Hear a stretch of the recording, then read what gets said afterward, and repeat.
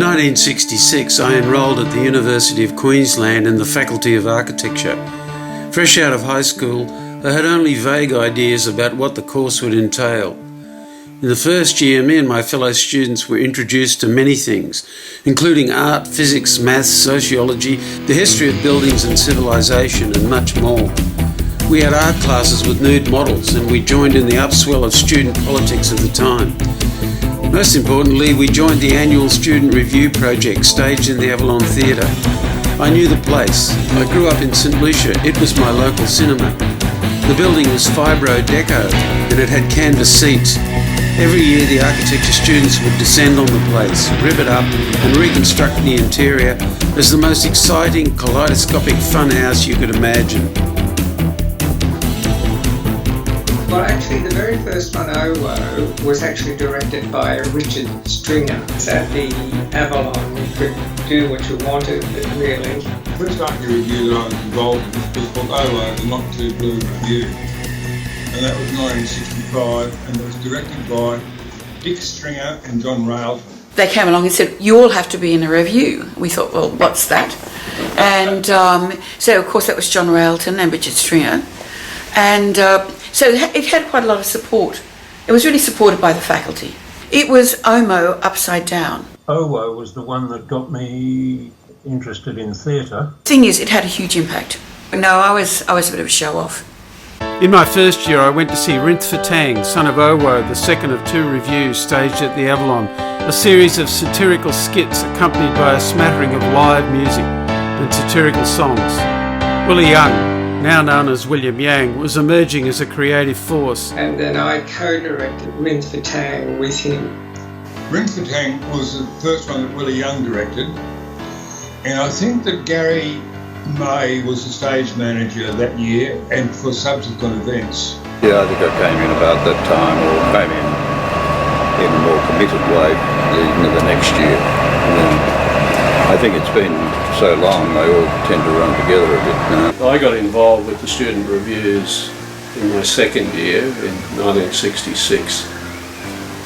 And I can see I'm here in the wardrobe, scenery and properties list.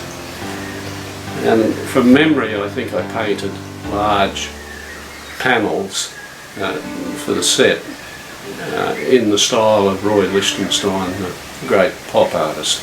Yeah, I was in it. There were these long pieces of fabric that they were making to like waves. It was very sort of ballet type setup. Yeah, it was quite a arty little piece, you know. I did a song in that called Ball Dog. You get yourself a rubber ball, throw it up against the wall, get yourself a puppy dog, throw it up against the wall, throw the ball, fetch it boy, now you got your dog and your ball.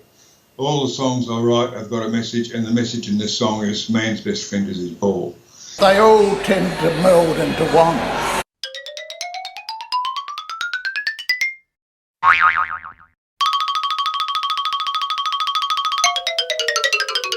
The worst thing about it was, I got a nickname of Slug for many years afterwards, but luckily that disappeared, not like Wal, who got stuck with Wal for the rest of his life. All those reviews seem to move together. Willie certainly had some good ideas. Willie was a force of nature, really, and good fun, yeah. The input from Willie sort of coming in with a new set of ideas, and the success of OWO certainly encouraged other people to come forward. I think that was quite a stimulus, with ideas. And I think still there again, I think the next year, there still was that sense of originality.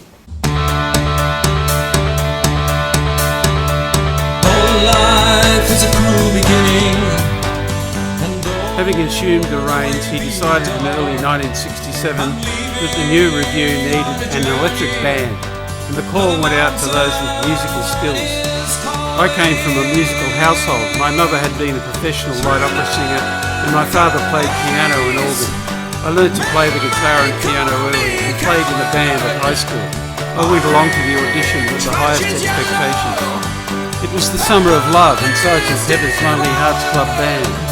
In the time of the first marijuana and illicit drugs on the UQ campus. The new review was called High on a Hot Banana, a tongue-in-cheek reference to the myth that you could get high smoking dried banana skins. By the way, you couldn't. We tried, all we got was a bad cough.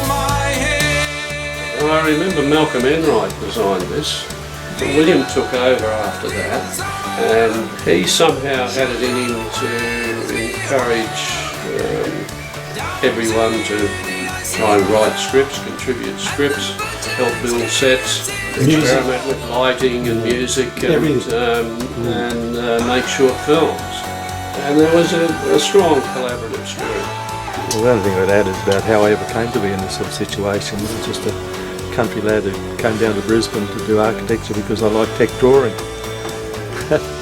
And then having muddled through the first year of architecture, these reviews seemed to be on the sideline for anybody who wanted to get involved. And so, having been in bands for 3 or 4 years, I actually felt inclined to go and see what was happening, and had one meeting and everybody who had an instrument got a place in the band, and the rest is history, as they say.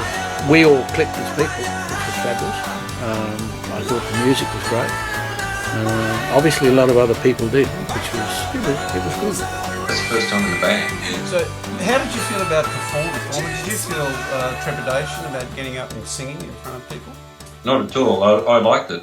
Yeah, I liked it. Yeah, that was a good thing to do. Very rewarding self-expression, really. You know, it's just a good thing to do. I just did what was natural. The whole the music of the period was an influence. And did we have rolling platforms? Yes. Yeah, I was never on those platforms.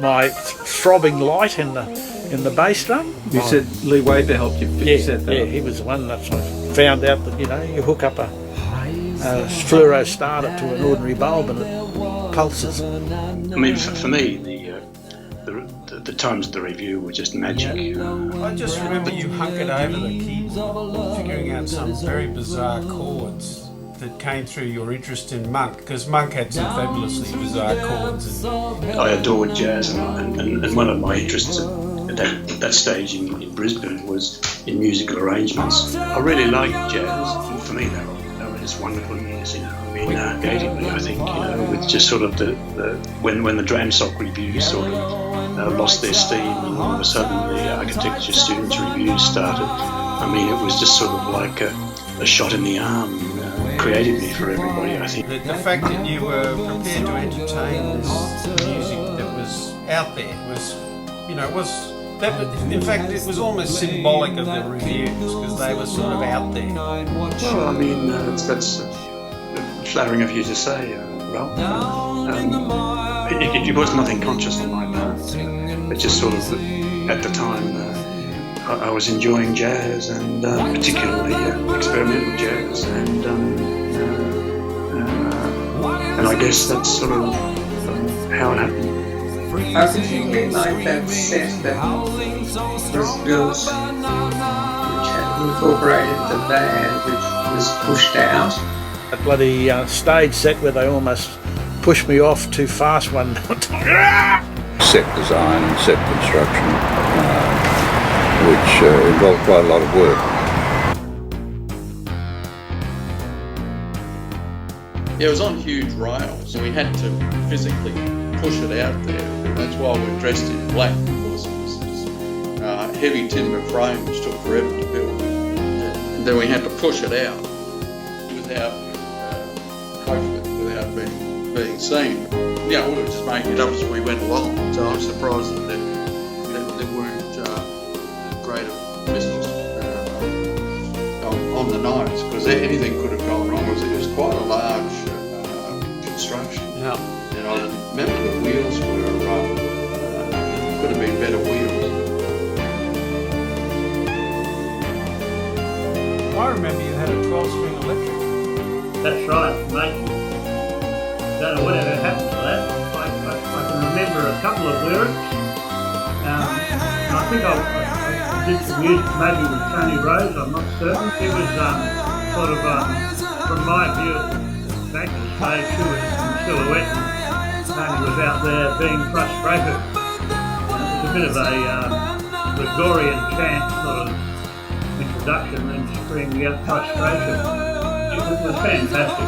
The whole thing was terrific days. One of the most vivid memories I have, I can't remember which review it was. I used to go across the stage and build a tower of boxes. I know Willie was involved in that one.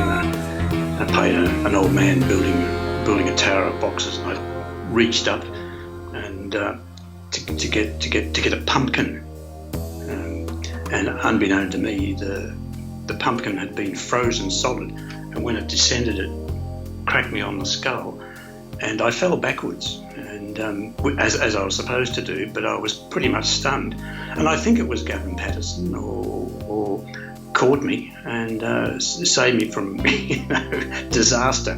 I had a bass guitar and an amplifier. So I was in. Pretty tight budget. No budget. Where did all that come from? All the materials, did we beg, borrow and steal? Beg, borrowed and stole, I think, yeah. Mainly begged and borrowed, we didn't do a lot of stealing. So from whom? Local timber people, or where did it come from? To some extent. I had a few connections,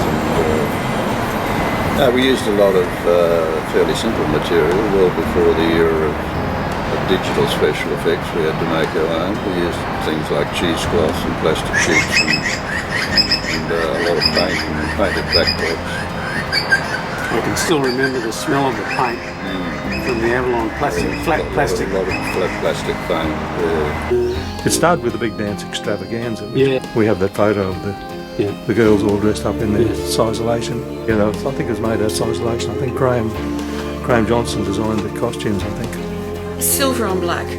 And I think we might have had strobe lighting or something, and because there was a glittery effect. And I do remember some of the dance moves. I think we did sort of scissor with our arms like this, and sort of scissor sort of kicks going across the stage. Well, it had a psychedelic poster. So what are some of the acts on it? Oh yes, I remember that. But it was like it was really like a whole orchestra, wasn't it? Yeah. Yeah, I do remember that. I was a hesitant triangle player, a one-note triangle player in an orchestra, a bumbling, nervous triangle player. Well, if this was it, I somehow think of the triangle player as my first acting role in the revues. Was that what's the first act after Interval? Yeah, I think that was just like a cafe scene with fighting in it, I think. Oh, the Mighty Muck Me Up, I remember that. It's a nonsense song. Yeah. You had a few of those through those periods. I suppose I did.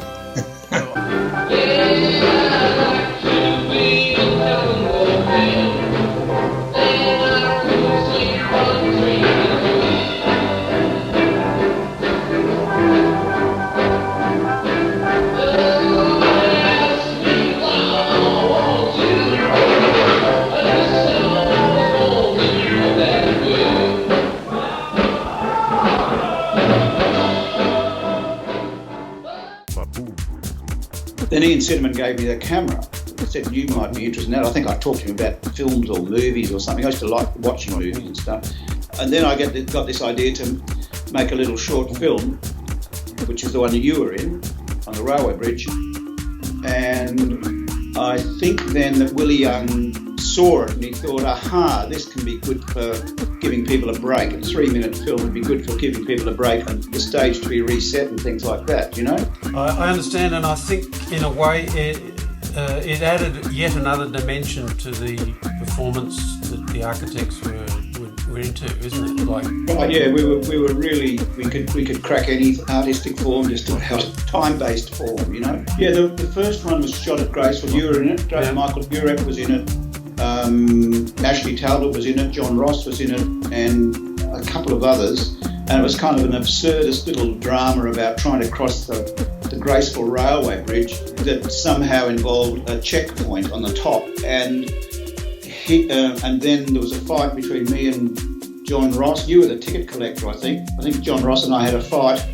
Or no, Ashley was the star of it, I think. Ashley and him had a fight of it, and he pulled a gun from his pocket, which happened to be a tube of toothpaste, and the toothpaste fell onto the railway line down, and the train ran over it, with blind man Michael Durack walking along beside it. Can't figure it out, really. It's just one of those absurdist little stories, you know? Brilliant, did it? No, look, it was a great course. I mean, we were so lucky. That course was incredible. I mean, when I started that course, and I think on day one, Bill Carr walked in with a pair of shorts on, bare feet or thongs, a t-shirt, a dirty t-shirt inside out and back to front, and started telling us that he was the lecturer. Everybody thought he was the cleaner or something, you know. So then he started telling us he was the lecturer and started challenging us all.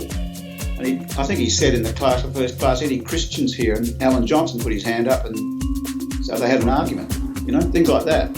Like, we were little Brisbane boys that had been to private schools and stuff like that, and then bang, you go like this, and you're in this sort of strange new world, which was being formed anyway by the Beatles and the Rolling Stones and the new culture.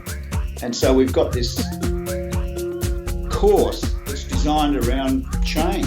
It was incredible, and creativity.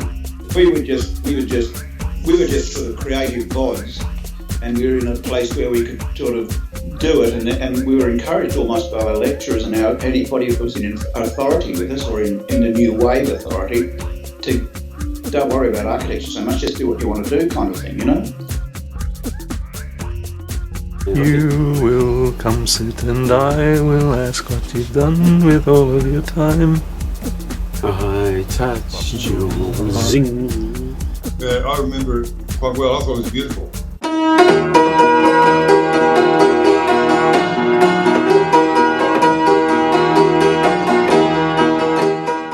You know, when the saloon, all the cliches of the Western, and the piano was down underneath my drum sets. That's where I got my nickname from. Yes. When Plinky Plonky, the honky tonk piano player or something like that, I can't. And much to my chagrin, the name Plonky, people started to call me Plonky, and the name just stuck, you know. And in the end, I just had to accept it, and I've been known that way ever since. I had a red dress with black lace, and it was made out of corduroy, which looks really good on stage. And I remember there was a guy called Plonky, trying to get a Southern American accent. And I think that I was in the Greek one with the flowing robes. Yes. And I remember Phil Ellick was in that too. Oh, Phil Ellick killed me, that's right. I don't very often get killed. Yes, it was an old pub song from England, but I think we just put it to electric guitars, that's all. Yes, it was very popular. Well, it was just a chance to express myself theatrically.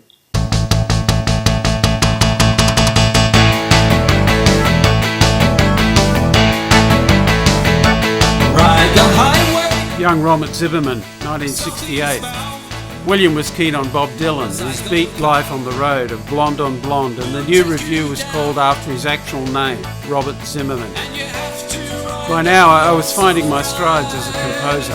I definitely knew music was going to be in my future. I wrote some tunes for his lyrics and a couple of originals of my own. The review band enlisted Tony's sister Christine, a classically trained pianist, to add a touch of musical authenticity. So I was absolutely absorbed in all the production, the whole thing, the rehearsals, Willie's input, your input, you were amazing. And the band, I love their sounds, and I just love being part of it. I really did. Oh, that was the one we had the plastic raincoats. Yeah, and I remember us wearing these other things that were designed to pick up ultraviolet light because we had a lot of ultraviolet. By the end of the season, they were pretty ripped. I distinctly remember these frilly shirted sort of 17th century type shirts that we were wearing that were designed to look good in ultraviolet light, glow in ultraviolet light. But that was a Willie thing, I'm pretty sure. Pretty certain we were up on the stage on the right-hand side. Right, stage right. That was another sort of disappearing act one, I think. Some people would come to the right as disappearing, and somebody with a broken leg. I can remember it, and I can remember Bob Martin being in it. Now, who was Marie Jose? Was that I think it was Bob Martin's girlfriend at the time. And I remember her, the attractive girl, I think there was a kiss involved, which I think that's why I had to get a couple. Play with the dancing hair, the princess of the Avalon. Play with the flashing eyes, the duchess straight from Babylon. She'll blow your mind, she'll light your soul, she'll make you sing, she'll know you all. The Avalon, you could do anything to it, you know, and we needed to have someone come up through the floor or drop down through the floor, I can't remember. And so, what do? Well, we just cut a hole.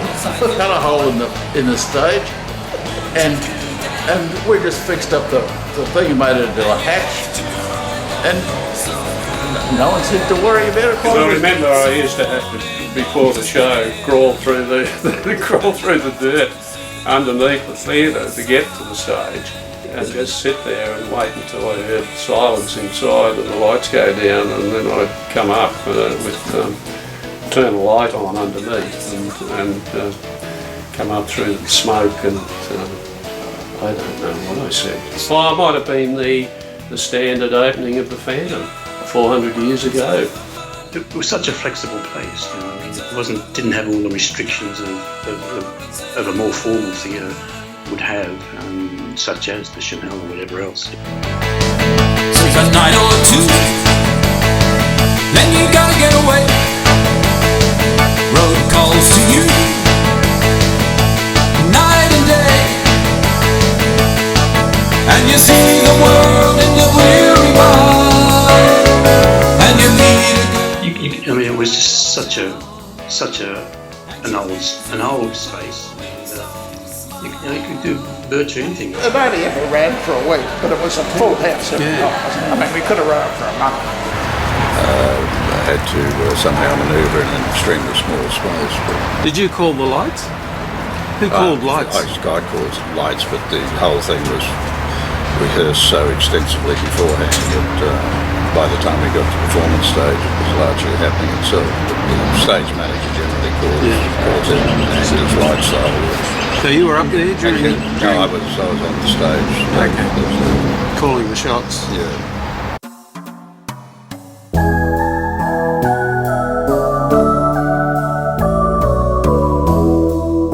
It was just what people said about that big demonstration that I forget what it was, but it was like the university students protesting against Joe Bjelke-Petersen, possibly, I can't even remember what it was, but part of it was what people said, and part of it was satirical. My memory of the way things really began to heat up was that there were relatively small numbers of students and others who began to protest in the streets of Brisbane about the Vietnam War, and they'd sometimes be outnumbered by cops, and not a hell of a lot of people knew much about the issues. And they'd come back to the campus and report the way they were being treated by the cops, and that led to other people who weren't primarily informed about or that interested in the Vietnam War thinking, this doesn't seem fair. So the civil liberties movement, in a way, became the matrix in which people began to be informed about the Vietnam issue. And you might remember that at that time there was a forum. There was a forum area outside the Refec, and people would get up at lunchtime and make speeches. And of course that was part of an international movement of students, both in the United States and in Europe and so on. And so gradually this sleepy campus of the University of Queensland kind of hooked into a political awakening in the whole world. I've made up, that's from memory, yes. But it was just like It was like kind of mock testimony, yes. It's a different kind of thing, I think, because we're more for entertainment and they were more for probably serious politicking. When I look back, I think the Archie Revues were a segment of a quite big spectrum of cultural expression. A skit called Roget's Thesaurus. Yes, I think I can remember that. It was reading off synonyms or something from, it might have even been like an art gallery, and it might have been interesting, amusing, just words like that. So it just consisted of words. But actually, looking back, it probably wasn't very good because it was just word. It was mildly amusing without having a plot. Yeah. The skit, yes. It needed a plot, I'd say now. That was just really posing around. We had some beautiful, very modernistic costumes. It was sort of plastic. It was sort of, that very sort of plastic aesthetic. There again, it was visual. And it was just really, in fact, I can remember one of the lines, printed on the fabric or whipped across the skin. Because I had enormous difficulty in saying that. I think that was a bit of sadomasochism, I think probably half of it I probably didn't understand actually, and things. But I just remember that it was I found it quite difficult to enunciate. It was just posing around, making these statements and moving around as well. And it was interesting because it used the set, and there again, I had a great deal of difficulty projecting, and because of what I had to say, it was difficult. But the interesting thing was that I found the audience were very, very quiet, which really made it so much easier. I mean, they were straining to hear, so that's always a good sign. Oh, I do remember this one. This was an anti-war thing, anti-war one, where it had blood in it. Yes, as the climax of it. The reviews always somehow reflected what was going on, the zeitgeist. Yes, because that was probably to do with conscription too. That soldier could have been to do with conscription. Yes, I knew people who did, but mine didn't come up either. In fact, I think I missed the whole thing. I was just not even in the call-up.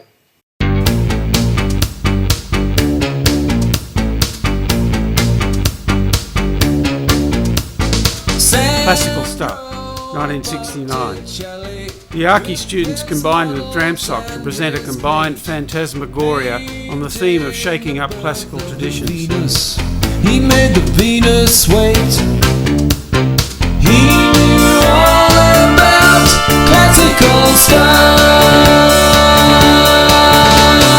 Doric and Ionic temples are sporting. Oh, well, I think your importance grew steadily as next year you'll remember we did classical stuff. And we impaled on you to tune out some Chopin and Rachmaninoff and whatever we had, set pieces that you had in your repertoire to sort of jazz our pieces up a bit. Do you remember that? Oh, okay. That's vague, very vague memories. Yes, I would need to hear it all again. The end of the opening song of classical stuff, the theme song, it went into the Marsh Polonaise. Oh, really? In A major. And off you went, Christine. Did I? I remember the poster. It was a poster. It was a whole lot of us on the front steps of the main building at the university. There was Peter Cox and one of his sisters, who was a very pretty girl. You're at the top of the heap. And Peter Cox has got an axe, Gavin. That's right. The architecture student shows would get standing room only every night. The Dramsock shows would get 14 people in the front two rows. We were fresh and original. We weren't pompous. Yeah, we were upstarts, and we would just we didn't care about. We cared about theatre, but not in a pompous, studied sort of way. I mean, all those people in Dramstock were studying arts and literature and things like that, you know, and looking at plays and everything. So cornflakes. I don't know where that is. I mean, I think I'm confusing two videos into one at the moment, the Bob Martin one and that one, but I'll try and find those. Well, as I remember, you had one in every review for those 4 reviews. Yeah, and I think one of them I had 2 because Red Balloon was the sort of the second one. Okay, so there are 2 in at least one review, so that would be classical stuff. The Red Balloon is in good nick, actually, fairly good nick. There's a few bumps and things, but if you look at it on YouTube, it's got a little story in it, and it's really messy and stuff, but there's something absurd and historic about it too, because never tried I was walking around in long hair with a balloon and a mauvey kind of blousy shirt through the city, and all these guys in suits and people are staring at me.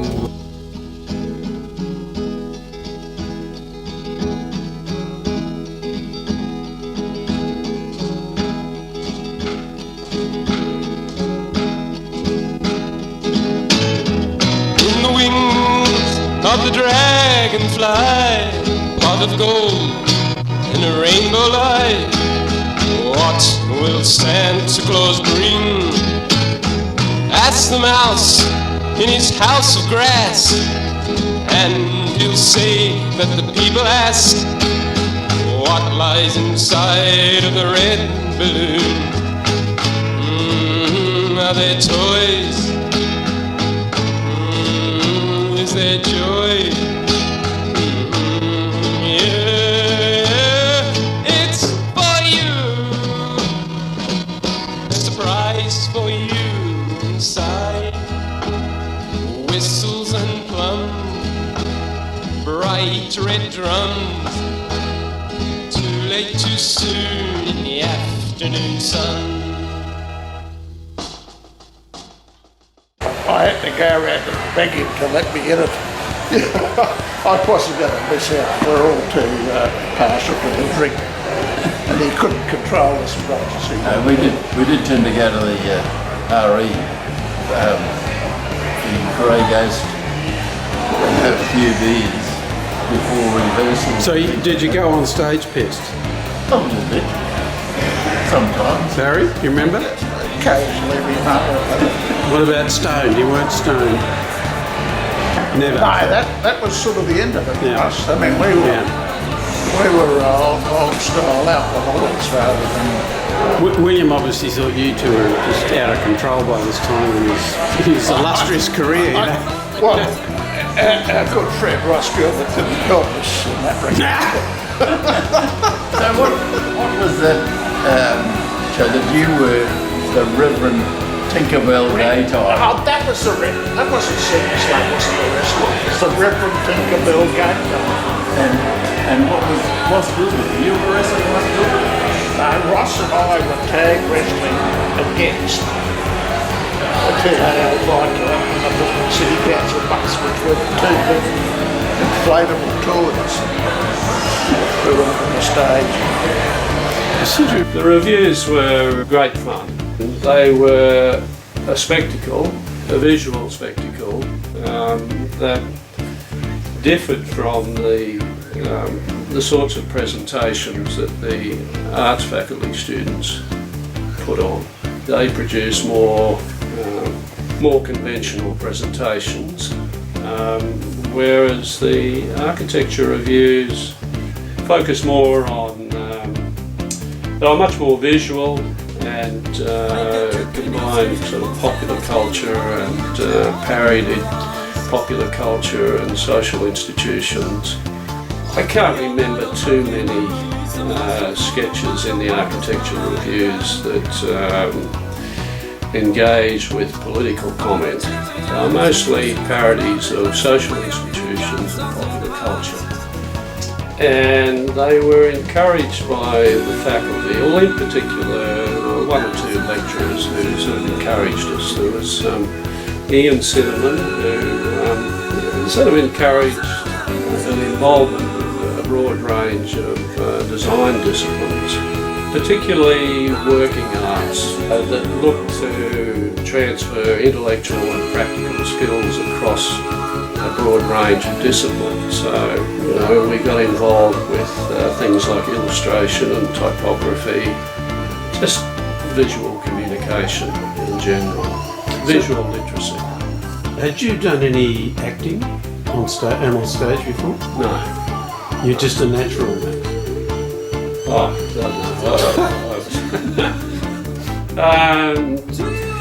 Now, as for acting, you'd be railroaded into it rather than there were natural comics amongst all the students. There were a couple of natural comics, and the reviews allowed them to express that. I can't say I was one of those. Well, yes, I just happened to be railroaded into it, and you make the most of what you're given. You wrote your own skits basically, and you got on a roll once you were given they opened the gates up, Max. You could see where you could get out there.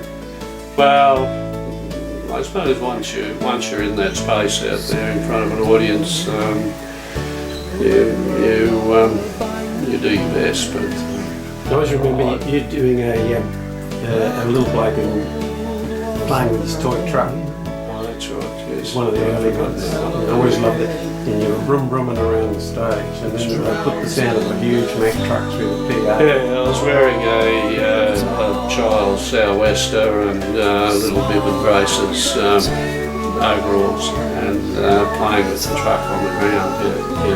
And the truck drove off. Yeah. With a huge sound, and then you stood in alarm and went, ah! Yeah, it was simple, but there was always a payoff.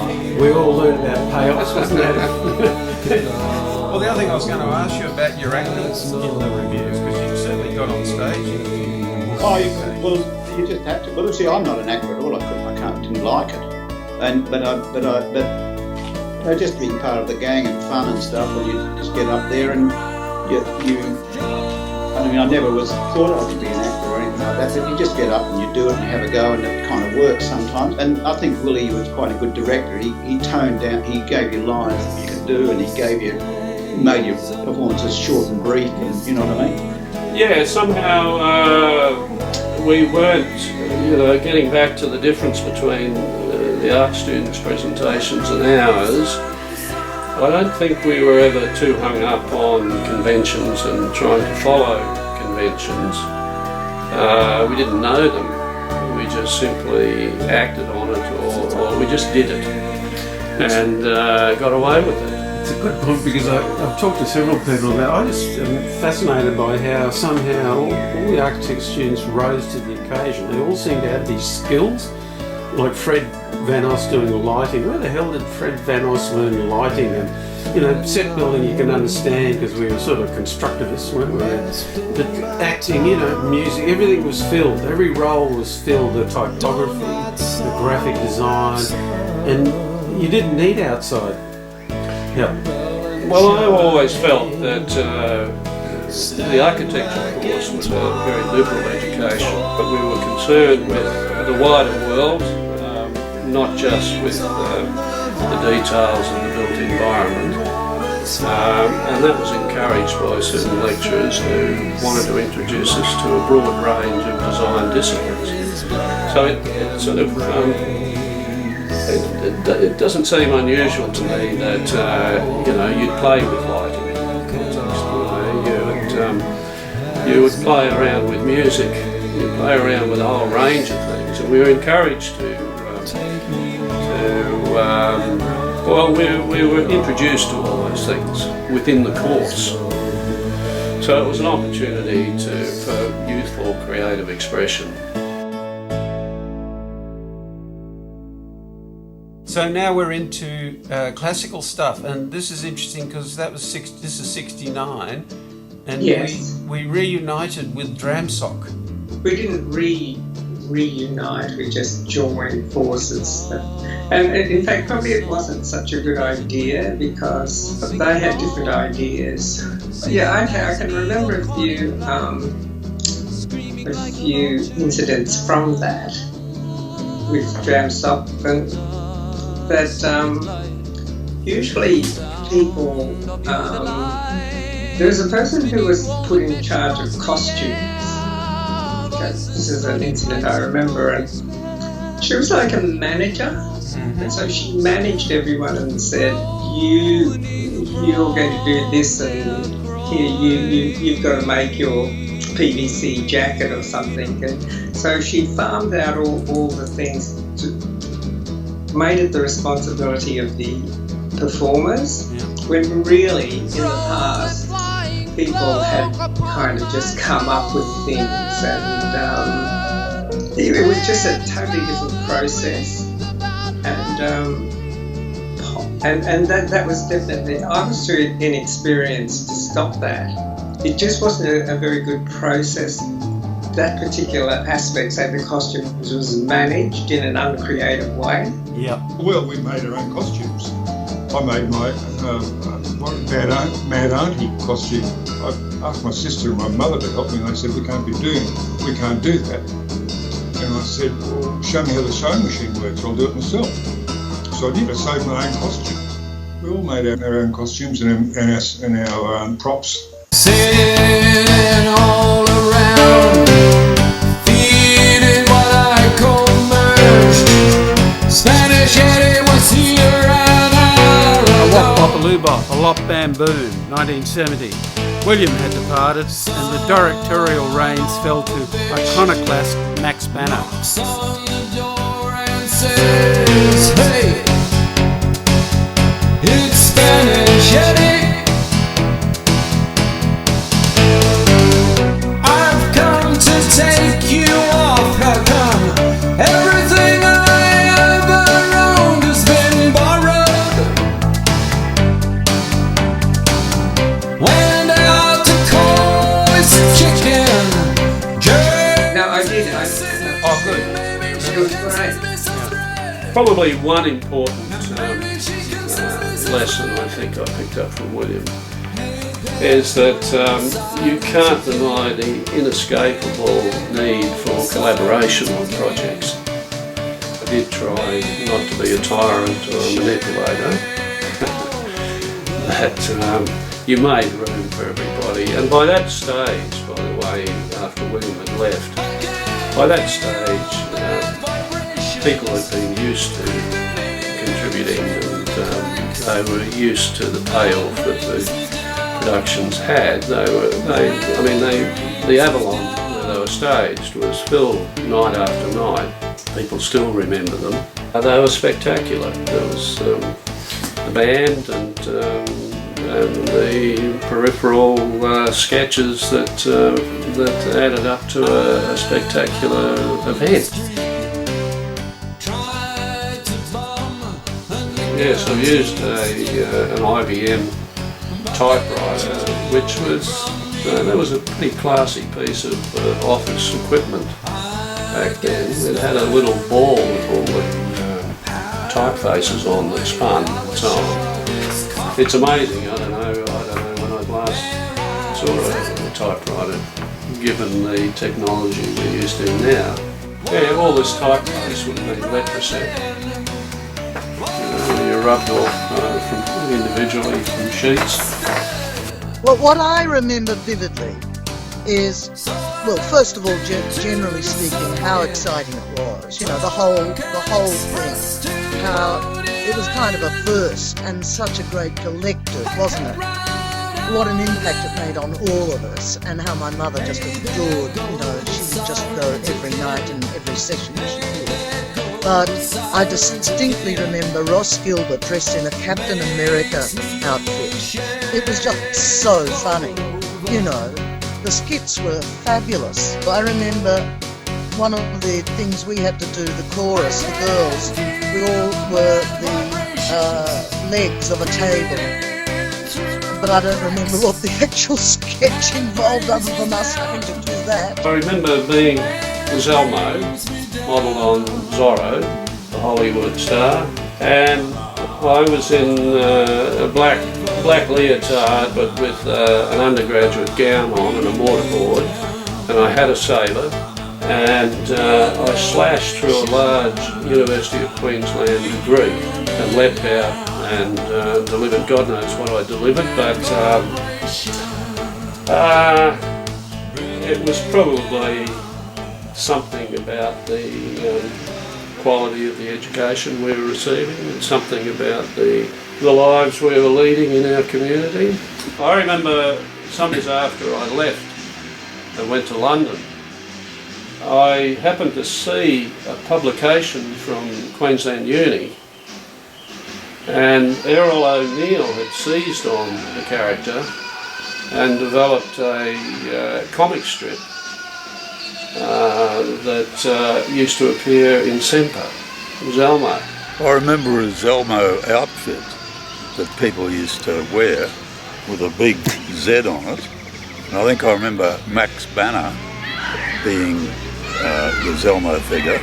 When I look back, I think the Archie reviews were a segment of a quite big spectrum of cultural expression during the Archies fitted into that. You know, I remember that Archie generation as a particularly good one of a whole lot of guys who were quite creative and quite individual, you know, and it was a really interesting flowering that produced those architecture reviews. They were conservative times, you know, there was uncompromising conservatism, so yeah, it's nice that it upset someone. I can't recall any political elements in stuff that we did. Well, not overt political commentary. I think our work was either original or derivative of popular culture, or it parodied social institutions. And a lot of them dealt with comments on local events or local institutions. The Brisbane Echo, the Jimmy Sharman boxing troupe, but you know, just the lifesavers, local institutions. How did you think Max went in the rock bot when he took the reins over? Do you think he was good in his own way, Max? Yeah, I mean, it did lose a bit of aesthetics or something. I don't know what it was. It lost some sort of nuanced touch that William had, you know. It was a bit clunkier. I think William had a more refined sense of theatre, as he would, because he was very interested in it, you know, and we were just still architecture students trying to prove that we could do it, you know. There were a lot of talented people around, you know, and they were eager to show their work. Thinking outside the box, it's a corny old statement, but that's what we had to do in that time. We didn't have any rules. We just would make something and make something fresh and original. We just mucking around basically, and that's, you know, what they say, tinkering around, and that's the foundation for a lot of creative thinking. Just having a crack at something. All entertainment creates meanings for people. It's, you know, human beings are meaning makers, and entertainment is one of the most powerful forces in that game, you know. See, what probably we were doing was we were giving people, the general student, the Brisbane version of the counterculture which was emerging, which they all knew was happening, and we manifested it as we went, you know. We just manifested the counterculture that was sweeping the world in our own way. We got better and better at it, and, you know, and guided by William and stuff, and it worked. Well, to be honest, I think that although it had good things in it, I don't think that it really had the. It's like the breakup of the Beatles or something. You know? When William had left, I think the real coalescence and the artistic design and theatrical design of everything really disintegrated to a certain degree. So, you know, the sum of the parts didn't really add up to anything great. So presumably Lee would have got you involved in this. He did, yeah.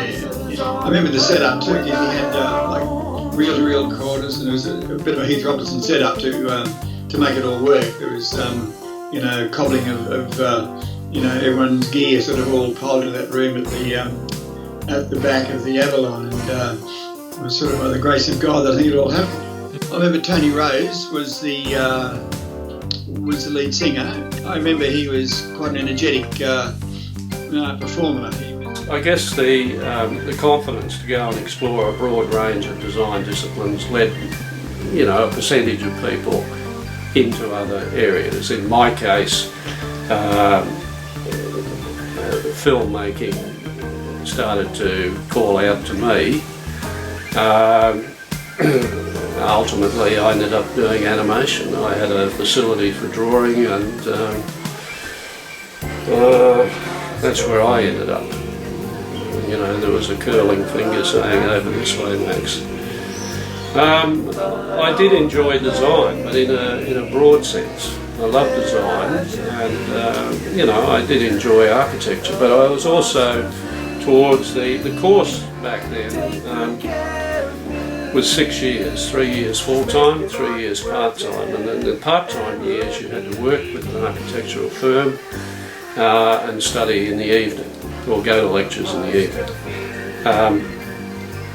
And I found the office that I was working in, the work wasn't all that appealing for me. I found that I wasn't really interested in the business of architecture. And by that stage, things like the revues held appeal for me. And also things of, at the time, things of great interest to me seemed to be happening elsewhere, not locally. So, and airfares became affordable, travel became accessible, and I went away intending to be away for a year, but ended up, staying and studying elsewhere and studying filmmaking, and never returned. That was, but I probably because things like the review started to take more of my time, And William also, apart from doing the reviews, William was writing a play each year, and all together with a couple of people from the revues, we acted in one of Will's plays, and it gave me a taste for a different form of expression. And there came a time for all of us who were on the fringe like this, you had to make a quit, unless you went into architecture, graduated, and that was the turning point, wasn't it, where you knew you could survive doing something else. Yeah, well, there was that, but also if you were bitten by the bug, there was nothing much you could do about it. You found that you had to act on it, at least I did, and I just discovered a different form of expression and stayed with it. But you ended up teaching animation, didn't you, for a long time? You became quite... Well, I for a while I was the only animator in Brisbane, and when I returned from England I set myself up as an animator and offered my services. It was a working art for me. I didn't see myself as an artist, but as someone who was really just extending design skills, but in a different medium. And I just made a living doing that through advertising. I was going to say, advertising was the payoff for a lot of us at this time. Yeah, and but the experience of working on student productions, it gave me a sense of resourcefulness. I was able to solve design problems with a ball string and a few rubber bands. So staging a show all the elements of the production had to be dealt with. The same applied to my animation, and you somehow worked out how to achieve it. And I think from William too, I might have picked up. Max, right? He went into animation, and you went into music, and I suppose I went into theatre photography. Yes, the same happened with a lot of people in my friends in Sydney. Peter Kingston did architecture and became an artist, and Brian Thompson became a set designer. I left Sydney University in 1964 after doing 3 years of architecture. And I went to New South Wales University and I did arts part-time. So I worked for an architect called Bill Riley. He looked like a bullfrog. He was unbelievable. And I worked with Ron Greenaway, who was the Australian surf lifesaving champion, who was also an architecture student part-time.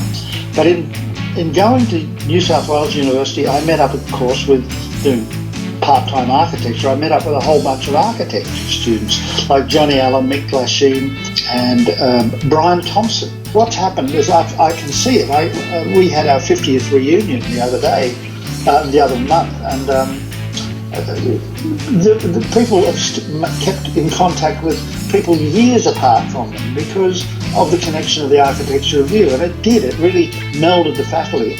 And the Professor Peter Johnson, he could see the benefit of that because it suddenly wasn't isolating years apart, Yeah. Everyone, we were a family, and it was great. The closest thing that you could do if you wanted to be an arts practitioner, well, most of us didn't really know what we wanted to do, but architecture was the closest thing. I kind of remember it fondly, without actually remembering exactly what was in it. As the audiences responded to the reviews, look forward to them every year to a new. I know, yeah, it really hit a nerve, and it opened doors, really. Well, everything in those architecture reviews, everybody loved them. Nobody had seen anything like it in their lives. Yeah, I was very interested. I was interested in anything to do with movies, and I pursued that in a sense of watching a lot of movies, and we were catching the wave that was the times, and we were encouraged by our lecturers to do it. But the rest of the university, we were miles ahead. We were catching that wave of the new culture of the 60s, the change in culture, and we were encouraged to be creative and push it as much as we could. And it was second nature to most of us because we were architecture students and we were fairly creative anyway, Architecture students have a sense of light and design, and a lot of people don't. Even working now, a lot of people don't have a clue about how something looks and feels, Fantastic. I mean, we had the best time, Ralph. And one of the things about the reviews at that time, Ralph, was that they were very highly regarded throughout Brisbane. I remember talking to a few university lecturers who said they wouldn't miss an architecture review for quiz. They thought they were brilliant. Yeah, I mean, it was just sort of so amazing. Perhaps releasing the creative spirit of people, and I think there was an influence at the School of Architecture at the time. It was a guy called Bill Carr. I think he was quite good at encouraging people to sort of throw away the chains and try something new. Yeah, Ian Cinnamon, yes. I remember Ian Cinnamon very well. He was someone who was prepared to give people some free rein, and I thought that was quite a nice attitude for someone who was encouraging the creative aspects of people. It was a time when things were being challenged. I mean, there was always the student protests and all of those sorts of things at the time. I recall, and there was, it